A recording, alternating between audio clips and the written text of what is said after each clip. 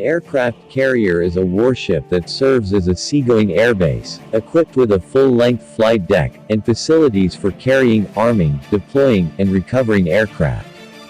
Typically, it is the capital ship of a fleet, as it allows a naval force to project air power worldwide without depending on local bases for staging aircraft operations. Carriers have evolved since their inception in the early 20th century from wooden vessels used to deploy balloons to nuclear-powered warships that carry numerous fighters, strike aircraft, helicopters, and other types of aircraft. While heavier aircraft such as fixed-wing gunships and bombers have been launched from aircraft carriers, it is currently not possible to land them.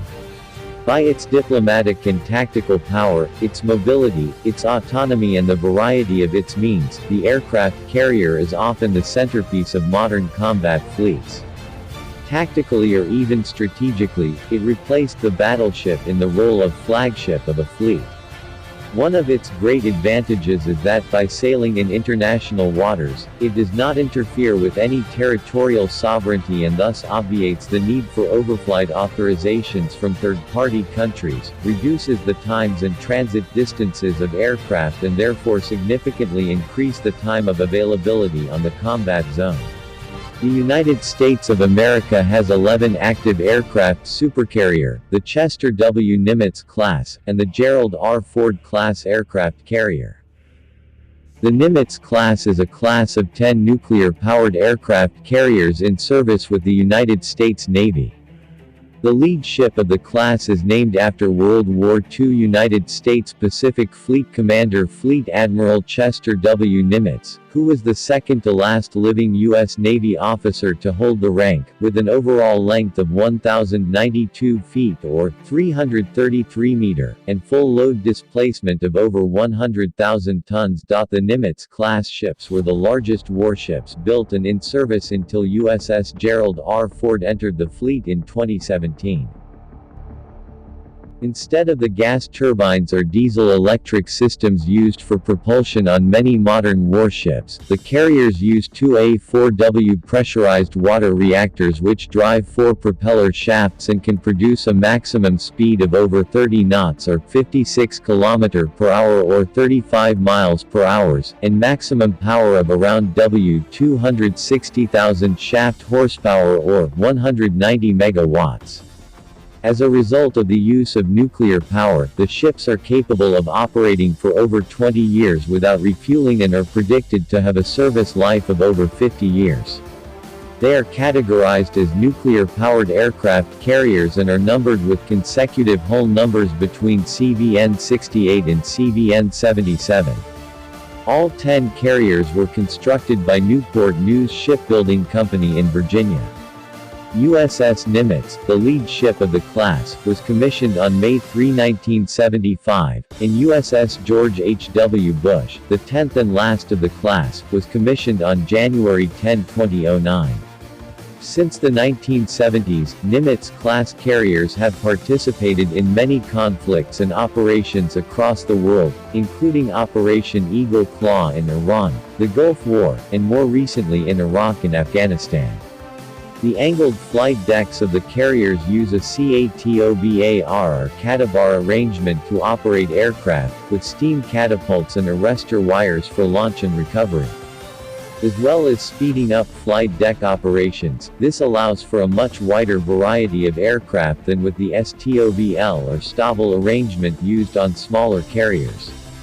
An embarked carrier air wing consisting of up to around 90 aircraft is normally deployed on board. After the retirement of the F-14 Tomcat, the Air Wing's strike fighters are primarily F/A-18E and F/A-18F Super Hornets and F/A-18A Plus and F/A-18C Hornets. In addition to their aircraft, the vessels carry short-range defensive weaponry for anti-aircraft warfare and missile defense. The unit cost was about $8.5 billion. The ship's complement is 558 officers and 5,454 enlisted, including the air wing. The Nimitz-class aircraft carriers were ordered to supplement the aircraft carriers of the Kitty Hawk and Enterprise classes, maintaining the strength and capability of the U.S. Navy after the older carriers were decommissioned.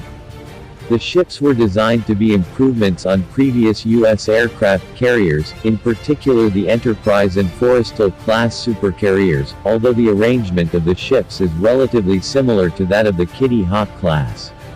Among other design improvements, the 2 reactors on Nimitz-class carriers take up less space than the 8 reactors used on Enterprise. Along with a more generally improved design, this means that Nimitz-class carriers can carry 90% more aviation fuel and 50% more ordnance when compared to the Forrestal class. The U.S. Navy has stated that the carriers could withstand 3 times the damage sustained by the Essex class inflicted by Japanese air attacks during World War II. The hangars on the ships are divided into 3 fire bays by thick steel doors that are designed to restrict the spread of fire. This addition has been present on U.S. aircraft carriers since World War II, after the fires caused by kamikaze attacks. The first ships were designed around the time of the Vietnam War, and certain aspects of the design were influenced by operations there. To a certain extent, the carrier operations in Vietnam demonstrated the need for increased capabilities of aircraft carriers over their survivability, as they were used to send sorties into the war and were therefore less subject to attack. As a result of this experience, Nimitz-class carriers were designed with larger stores of aviation fuel and larger magazines in relation to previous carriers, although this was partly as a result of increased space available by the new design of the ship's propulsion systems. A major purpose of the ships was initially to support the U.S. military during the Cold War, and they were designed with capabilities for that role, including using nuclear power instead of oil for greater endurance when deployed in blue water, and the ability to make adjustments to the carrier's weapons systems on the basis of new intelligence and technological developments.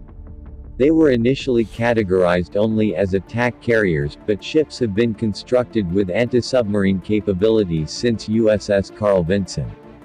As a result, the ships and their aircraft are now able to participate in a wide range of operations, which can include sea and air blockades, mine laying, and missile strikes on land, air and sea.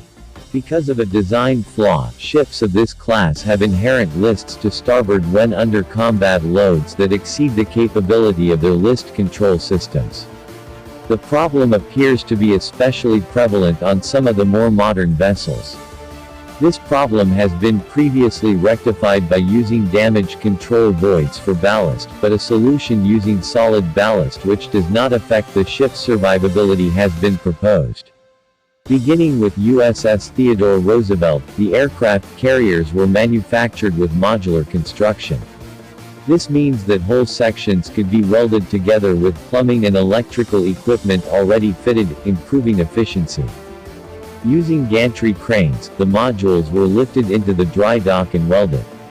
In the case of the bow sections, these can weigh over 1,500,000 pounds. This method was originally developed by Ingalls Shipbuilding and increases the rate of work because much of the fitting out does not have to be carried out within the confines of the already finished hull. Gerald R. Ford, CVN-78, is the lead ship of her class of United States Navy aircraft carriers. The ship is named after the 38th President of the United States, Gerald Ford, whose World War II naval service included combat duty aboard the light aircraft carrier Monterey in the Pacific Theater. Construction began on 11 August 2005, when Northrop Grumman held a ceremonial steel cut for a 15-ton plate that forms part of a side shell unit of the carrier. The keel of Gerald R. Ford was laid down on November 13, 2009. She was christened on November 9, 2013. Gerald R. Ford entered the fleet replacing the decommissioned USS Enterprise, CVN-65, which ended her 51 years of active service in December 2012. Originally scheduled for delivery in 2015, Gerald R. Ford was delivered to the Navy on May 31, 2017 and formally commissioned by President Donald Trump on July 22, 2017. She is expected to leave on her first deployment around 2022.